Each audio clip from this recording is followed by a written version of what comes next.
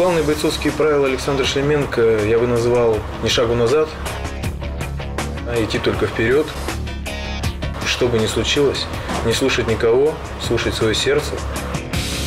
Например, бывает ситуация, когда ты устал, пропускаешь вот именно удар, тебе становится больно, и тебе открывается второе дыхание. И самое главное качество, да, это злость. Вот когда она у меня пробуждается, то есть я себя хорошо чувствую,